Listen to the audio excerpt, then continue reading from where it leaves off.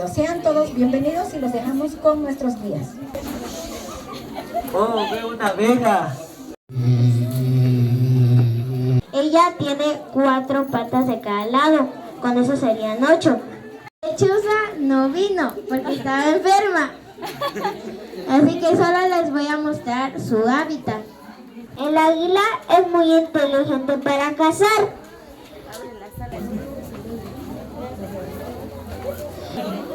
Eso. Había una vez un turista que visitó la zona de Suiza y en una montaña a lo largo vio un rebaño. Existen personas como el zángano que viven del esfuerzo y trabajan de los demás. También existen personas responsables de su trabajo como las abejas que actúan con empeño y responsabilidad. Dios nos asigna actividades y tareas. Es nuestro privilegio y las alas con alegría. La araña es un insecto que se alimenta con otros insectos. Teje una telaraña para poder atrapar su comida. El rey Robert de Inglaterra había perdido su vez en la batalla. Perdió su esperanza y se escondió en una casa de campo.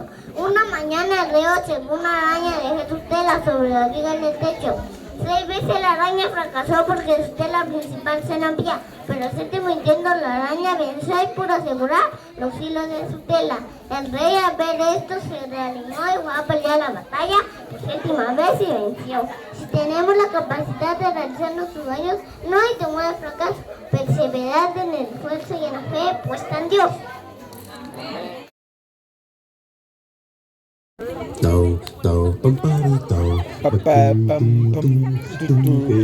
Dale, vamos. Aquí,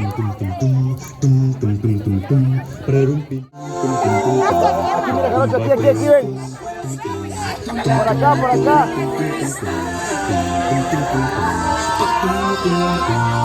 Ahí está, pégala, chavo, ahora sí.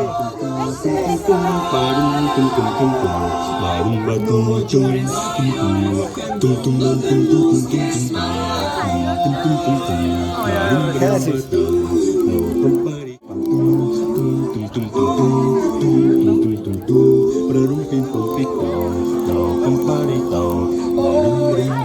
Espérate que baje.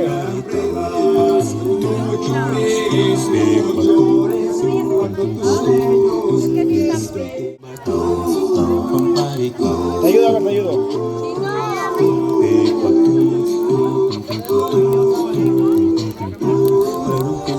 Ahí está, ya, mira. Ha sido más. Chécalo. ¿Quieres más quemado? ¿Más?